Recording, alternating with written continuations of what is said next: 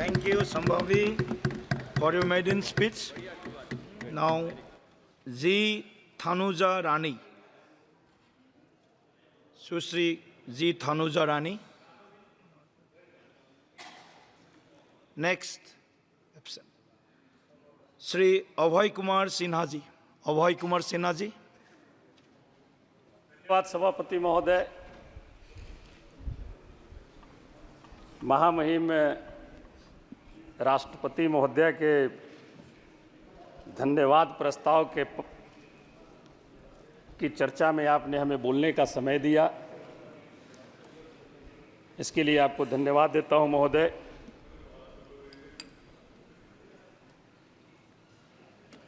महोदया ने जो अभिभाषण दिया है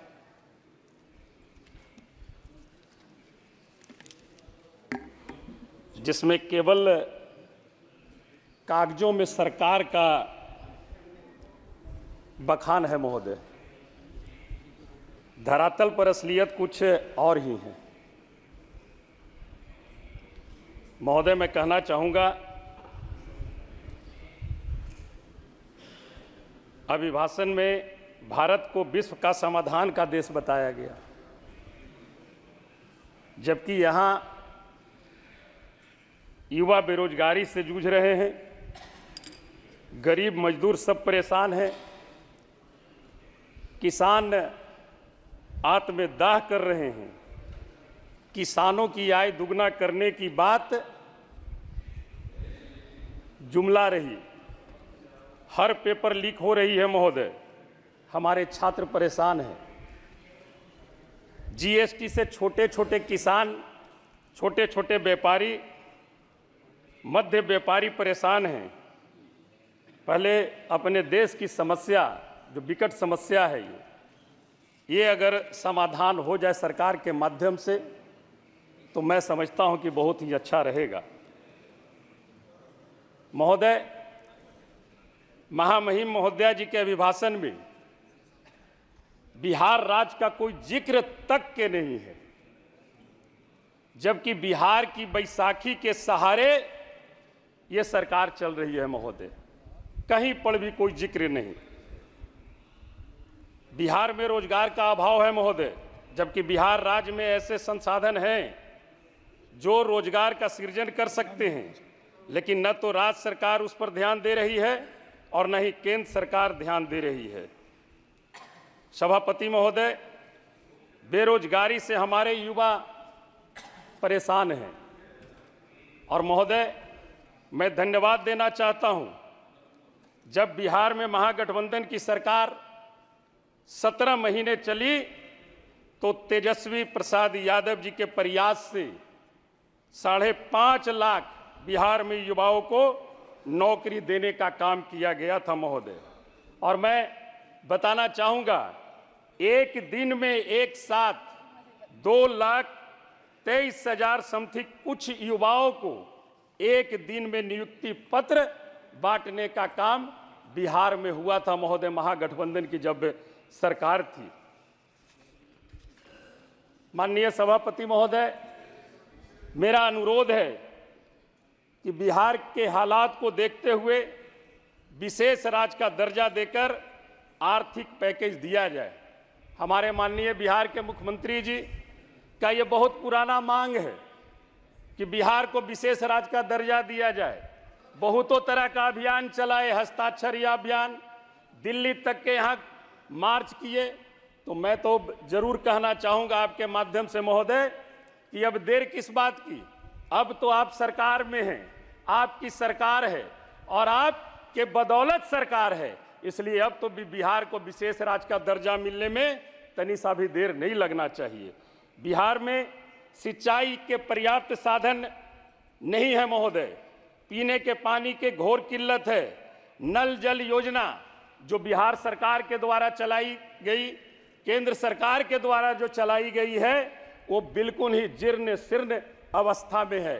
पानी का लेवल हमारे बिहार में और कुछ जिला जो औरंगाबाद पहाड़ी इलाका है, औरंगाबाद है, गया है, सासाराम है, लेवल करीब 200 से 300 फीट नीचे चला गया है।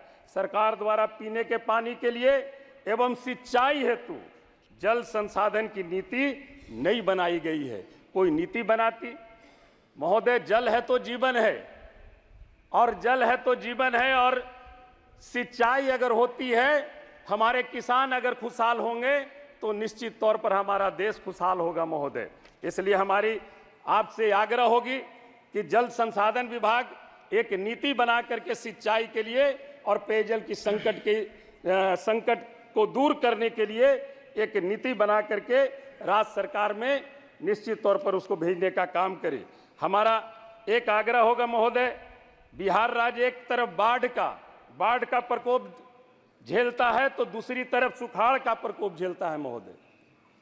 अगर दक्षिणी बिहार में बाढ़ पूरी तरह से त्राही मचाते रहती है, बहुत सारे जान माल का खतरा होता है, बहुत सारी बर्बादियां होती है, तो उसी तरह दूसरी तरह उत्तरी बिहार में एक तरफ सुखाड़ रहता है महोदय।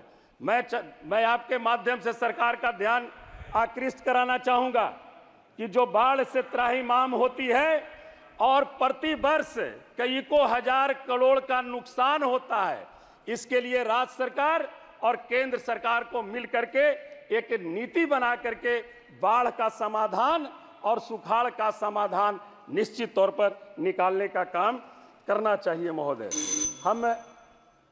हमारे के यहाँ कोई स्पीकर नहीं है महोदय, हमारा 8 मिनट टाइम है।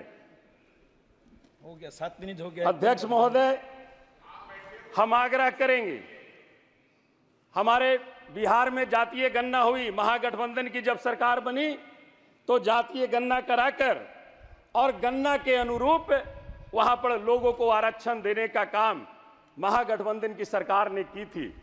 लेकिन महोदय, वहां पर हाई कोर्ट कर करके, सुप्रीम कोर्ट कर करके उस आरक्षण को समाप्त कर दिया गया है।